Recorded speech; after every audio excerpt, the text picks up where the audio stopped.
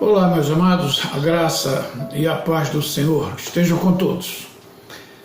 Vamos hoje falar sobre a parábola das bodas do filho do rei. É a lição de número 9 deste quarto trimestre. E o tema central eu coloquei em Lucas, capítulo 14, versículo 17, que diz: Vinde, porque tudo já está preparado. Vivendo em Cristo, fiz a seguinte colocação: quem não estiver com suas vestes espirituais lavadas no sangue do Cordeiro, não participará das bodas. Muitas vezes a pessoa pensa que está salvo, que vai morar no céu, vai participar das bodas do Cordeiro, e na verdade não vai acontecer. Mas nós não estamos aqui para julgar ninguém. Vamos ver então os objetivos dessa lição. É conscientizar a todos que o fato de estar na igreja e participar dos eventos sem estar devidamente preparado não é garantia para uma vida eterna. Tem que ser diferente do mundo. Se não tiver, é porque está havendo problema. Muito bem. Nosso texto básico hoje, eu coloquei como escreveu Mateus capítulo 22, dos versículos de 1 a 14. É bom lembrar que Lucas também registra esta parábola, dando um título diferente, não é? Leia lá em Lucas que você vai ver que o rei preparou a bodas do seu filho e tal. Então, são o que nós chamamos dos problemas dos sinóticos. A lição hoje está sobre as parábolas do Senhor e não sobre os problemas dos sinóticos.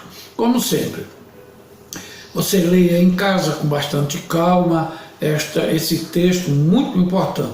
São 14 versículos, mas é bom que você leia com muita atenção. Se puder também, faça a leitura semanal. Para cada dia da semana, de segunda a sábado, você tem um texto para se alimentar espiritualmente. Porque o feijão com arroz todo dia ninguém quer abrir mão. Às vezes, abre mão de uma leitura bíblica, de um culto, de uma oração. Isso é o começo de um fim péssimo. Então, tenha uma vida cristocêntrica, não deixando de ler a Bíblia, de orar, de cantar hinos que tenham mensagens realmente espirituais. Esta parábola é exclusiva do registro de Mateus e foi ensinado no final do ano 29 do nascimento do nosso Senhor Jesus Cristo. Lucas, capítulo 14, de 15 a 24, registra uma idêntica. Cristo estava mostrando que tanto judeus como gentios, sem as vestes nupciais, não entrará nas bodas, no reino, fazer parte do reino celestial. É só lembrar que Cristo veio para os judeus. A Bíblia foi escrita quase que 100% por judeus. Lucas, por exemplo, não era judeu. Era um caso assim mais separado. Mas foi escrito em grande parte, quase que a sua totalidade, para os judeus. Inclusive os evangelhos foram direcionados para os judeus, para os seus. Os seus não os receberam. Obrigado, Senhor, pela tua graça nos alcançaste. Agora todos que quiserem e aceitarem têm o direito de ser chamado também filho de Deus. Essa parábola, como a de Lucas, então você observa que ela é direcionada primeiramente aos judeus. A boda é uma festa que hoje chamamos de casamento ou matrimônio. No latim, significa votos de amor, de respeito. Se você prestar atenção em um casamento religioso, deverá ocorrer esses dois pontos, né? Um pacto feito entre duas partes que estão se comprometendo, fazendo voto. O primeiro milagre de Jesus foi numa boda em Caná da Galileia, ele transformando água em vinho. Vinho, na tipologia bíblica, é símbolo de alegria. Então, na verdade, os judeus tomavam vinho. Eu não estou aqui insinuando nem ensinando ninguém a encher a cara de vinho e cair por aí embriagado. Até porque o apóstolo Paulo disse o seguinte, não, observe minha ênfase, não se embriagueis com vinho. Aí você pode perguntar, então se eu beber sem me embriagar, não está errado? A tua consciência vai dizer que não, é claro.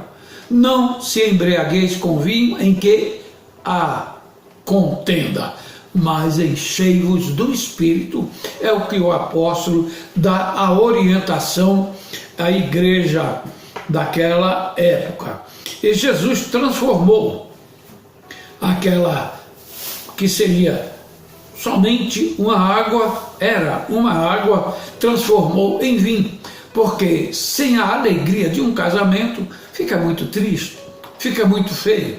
Acabou o vinho, os que prepararam a festa, duas coisas, ou não fizeram o cálculo bem feito, ou chegou mais visitantes do que esperado, e ocorreu que, para o bem deles, Jesus estava lá. E quando Jesus está no lugar, até a alegria se transforma, a tristeza se transforma em alegria. A tristeza do vinho ter se acabado se transformou em alegria com um vinho melhor do que o primeiro oferecido. O convite é antigo, assim como vaticinou o profeta messiânico, capítulo 55, versículo 1, né? O Senhor aqui agora reforça o chamado à festa da salvação. Isaías 55, ele diz, vinde todos, comprai sem dinheiro e sem preço. E Jesus agora, ele faz o convite, né? Também chamando a todos, mas os convidados, né, estavam muito ocupados. Eles sabiam que um convite real não se podia simplesmente rejeitar, sem arcar com as devidas consequências. Pois é, muitas vezes a gente pergunta, quem quer aceitar a Jesus? E o cidadão ou a cidadã diz, hoje não, é problema seu, responsabilidade sua, porque o convite está sendo feito. E temos que continuar fazendo esse convite. A festa estava pronta, agora é só chamar, ou seja, avisar aos convidados. Isto é serviço dos servos do rei. O ide de Jesus, Marcos 16,15, continua ainda ecoando a chamar a todos, aqueles que estão perdidos nas esquinas, nas ruas. Devemos sair a qualquer hora para pregar o Evangelho que traz as novas de alegria, as novas de salvação para todo o povo. Agora vem um chamado real. Nesta parábola, Deus é o rei. E Zacarias faz uma colocação muito importante, capítulo 9, que ele diz, alegra-te muito, ó filha de Sião, exulta, ó filha de Jerusalém, eis aí te vem o teu rei, justo e salvador, humilde, montado em um jumento, num jumentinho, cria de uma jumenta.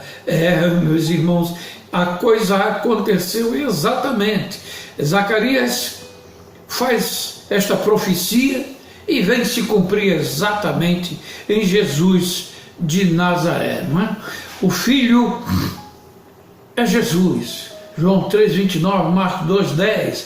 Ora, para que saibais que o Filho do Homem tem sobre a terra autoridade de perdoar pecados, disse ao paralítico: eu te mando, levanta-te, toma o teu leito e vai para a tua casa. Jesus tinha esse poder. Criticado porque perdoou os pecados, ele agora vai mostrar que o Filho do Homem, ou seja, o Filho do Rei, aquele que na parábola está sendo colocado como o noivo, e o apóstolo Paulo também faz esta comparação, a igreja a noiva e Cristo o noivo, não é? E a coisa vem acontecendo de uma maneira tal, meus irmãos, que muitos hoje, que são convidados, estão na igreja, participam muito e quase de tudo, mas não é o suficiente. É preciso alguma coisa a mais. Os convidados não fizeram caso do convite. O Senhor, certa feita, disse em Mateus 24, 37, a festa estava preparada, mas nada faltava para a salvação do homem. Resta o mesmo aceitar. Ou seja, está tudo pronto. Eu pergunto a você, o que é que você fez para conseguir a salvação da vida eterna? O que é que o homem fez? Nada. O homem só tem que saber usar da sua liberdade, do seu livre-arbítrio, direito que Deus, o Pai Criador, nunca tirou da sua imagem e semelhança durante todo o tempo. Em Adão, ele deu esse direito de obedecer ou desobedecer, ou seja, a liberdade que ele tinha de aceitar comer do fruto ou não. A ordem era não comer. A ordem hoje é: vós sois o sal, vós sois a luz, vocês têm que ser separados, diferente. Se ele quer aceitar, obedecer, isto já é diferente. Não é mais com o Todo-Poderoso. Ele dá essa liberdade. No entanto, tem prazer na salvação dos seus. O convite é insistente. O rei enviou outros servos. Deus tem o maior prazer, dá essa alegria quando alguém aceita o seu convite. Digo-vos, em Lucas 15, 7, digo-vos que assim haverá maior júbilo no céu por um pecador que se arrepende do que por 99 justos que não necessitam de arrependimento. Jesus certa vez disse que veio para aqueles que estão doentes, precisam de remédio, precisam se arrepender. Deus mandou os patriarcas, os profetas e os seus, os judeus, o rejeitaram, não o aceitaram. Mataram os profetas, mataram os patriarcas, menosprezaram as leis mosaicas, mas o Senhor continua ainda com seu grande e insondável amor para com toda a humanidade. Eles, porque Deus amou o mundo de tal maneira, né? Noé, pregando o arrependimento, um convite à salvação, e o povo rejeitou. E o Senhor Jesus diz que assim como for nos dias de Noé, assim também será na vinda do Filho do Homem. Na época de Noé, o povo casavam, davam-se em casamento, brincavam, viviam a seu bel prazer. Detalhe, na época de Noé, ainda não tinha ocorrido chuva, água caindo do alto para a terra. O povo estranhou aquela novidade, aquela pregação de Noé, uma loucura, uma loucura. Como que isso nunca ocorreu, vai acontecer agora, ao ponto de alagar toda a terra? Eles não acreditaram. Hoje a gente continua dizendo que Jesus vem buscar o seu povo, que vai haver um arrebatamento, e aqueles que não acreditam, aceitam dizendo pode ser, pode acontecer.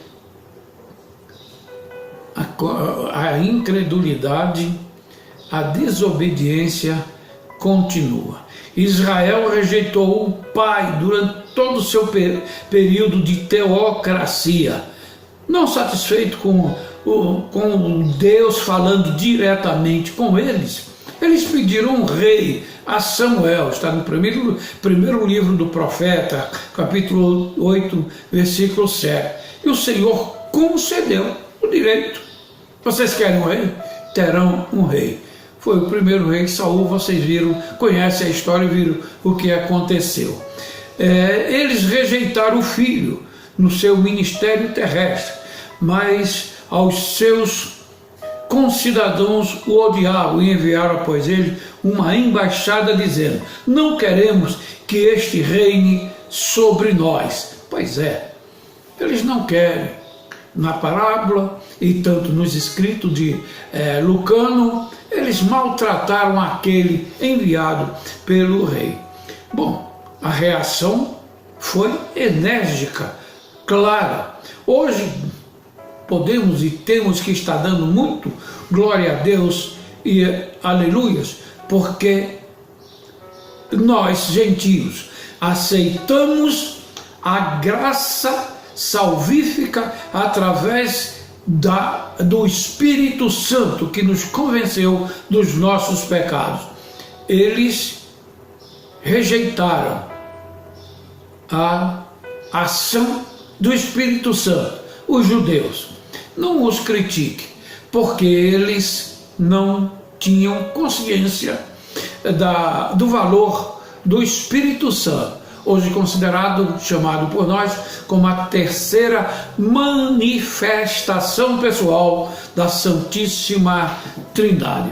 E a reação no versículo 6 do rei foi clara. Na época de Jesus, recusar um casamento, como eu disse, era um desafio. Teria que arcar com as consequências, porque o casamento do filho do rei era reconhecer naquela festividade o direito de o filho assumir o trono assim que necessário fosse. Se não fosse, era dizer: não o reconheço como filho e não vou te reconhecer como rei. Neste caso, a situação são consideradas rebeldia ou traição, que tem punições severas. Veja o versículo 7. Quem não aceita o convite para ir às bodas do Cordeiro será terrivelmente punido. Mateus descreveu as palavras de Jesus no capítulo 18, versículo 9. Depois de rejeitar os convites do rei, o povo agride, mata seus mensageiros. E foi isso que fizeram. O rei, encolerizado, manda o quê? Acabar, manda seus exércitos que mataram e destruíram a cidade dos assassinos. Espiritualmente, de uma maneira mais simples, o Senhor vai mandar todos aqueles que não estiverem preparados para este grande evento, as núpcias do Cordeiro com a igreja, será lançado no inferno, onde é feito de fogo e enxofre. Ali será por uma eternidade. Seus anjos, o exército celestial, estará encarregado de jogar, determinar, conduzir esse povo ao inferno. O título é As Bodas do Cordeiro. Você poderia me dizer por que está tão pluralizado? A parábola das bodas, no plural. Essa pergunta me foi feita por um irmão. Eu respondi e vou dizer para vocês. Não é que vai acontecer vários casamentos, várias bodas. É porque na época de Cristo, naquela época, o casamento era de pelo menos uma semana. Aqueles pobrezinhos faziam uma festa de 7 dias. Quem tinha mais dinheiro fazia um período maior. Então o que é que está acontecendo?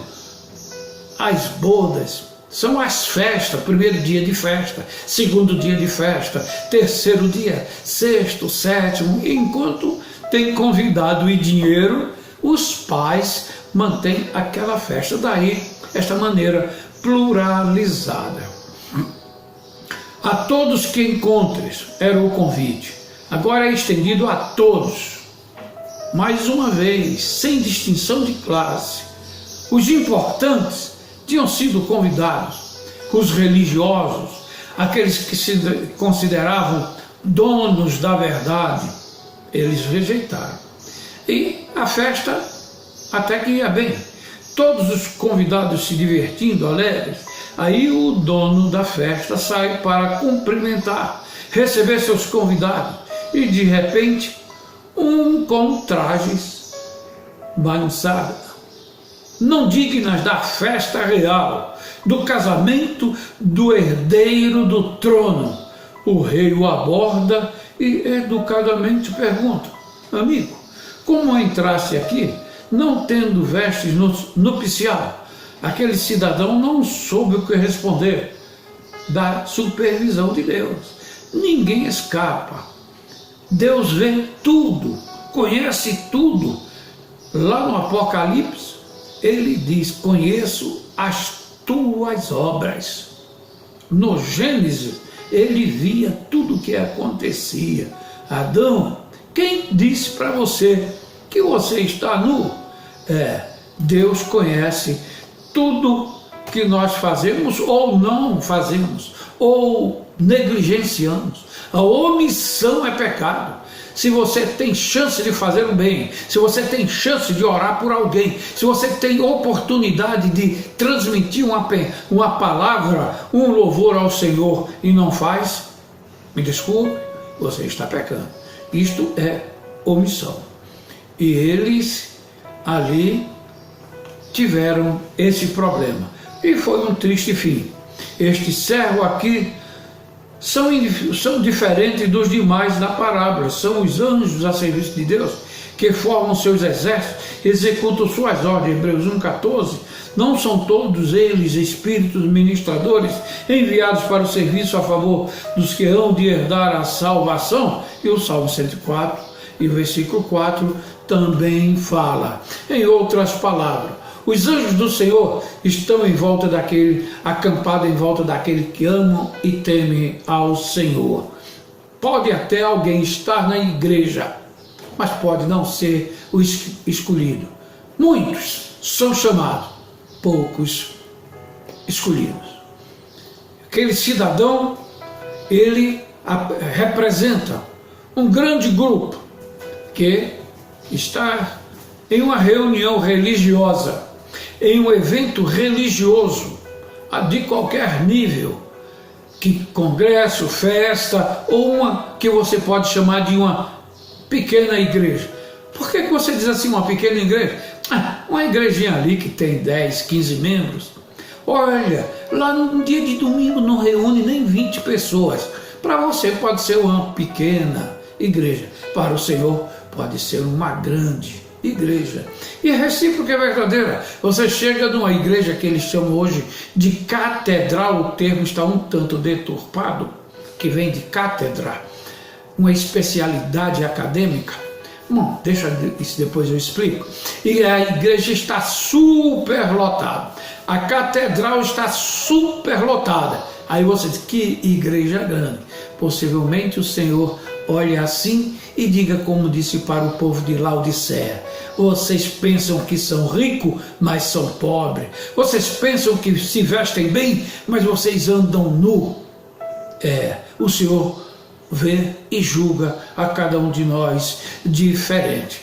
Relembrando, naquele evento, naquele casamento, naquela festa, naquela boda, dentro da parábola apresentada pelo nosso mestre maior, tinha alguém que não estava vestido dignamente. Para entrar nessa festa e permanecer, é preciso ter vestes espirituais brancas e, olha o contraste, lavado no sangue do Cordeiro. Eu disse contraste porque tente lavar uma peça branca, uma peça de roupa branca, em um sangue e ver se vai continuar branca. São simbologia. Este vermelho escarlate está em Isaías. Teus pecados podem ser do jeito que for, vermelho como carmesim, como escarlate, ele vai os tornar branco como a mais branca lã. Esse é o objetivo da lição que o Senhor deixou. Ele quer perdoar a todos. Todos são chamados. Repetindo, veio para os seus. Mandou os patriarcas, os profetas, os próprios judeus mataram os seus profetas. Por último, mataram o filho do rei. E o rei mandou o seu exército. Até hoje, Israel paga caro pela aquela expressão que eu acredito naquele dia foi até natural em relação à situação que eles estavam quando Pilatos pergunta: e que farei então de Jesus chamado Cristo? Crucifica, e o sangue dele, que recaiam sobre nós e os nossos descendentes. Mas a graça do Senhor, o seu grande e múltiplo amor é infinito, mesmo sendo desprezado pelos seus, o Criador ama, protege ainda Israel, porque eles são descendentes do seu amigo Abraão. Depois passou a ser Abraão, mesmo não aceitando Jesus como seu Messias Salvador, porque eles esperavam o Messias Libertador. O Senhor ainda vai dar nova oportunidade a ele. Meus queridos, vamos estar com as nossas vestes espirituais prontas, dignas para participar da grande boda do Cordeiro. Que o Senhor nos abençoe mais e mais, prometendo que semana que vem, se Deus assim permitir, estaremos falando sobre a parábola das 10 virgens, que será a lição de número 10. Muito obrigado a você que está participando conosco, curtindo, compartilhando.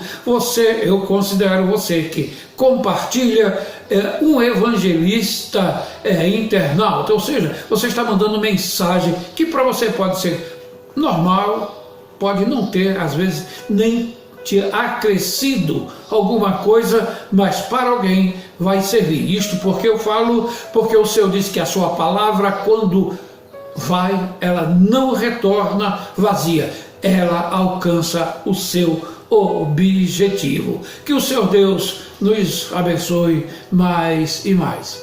A graça e a paz.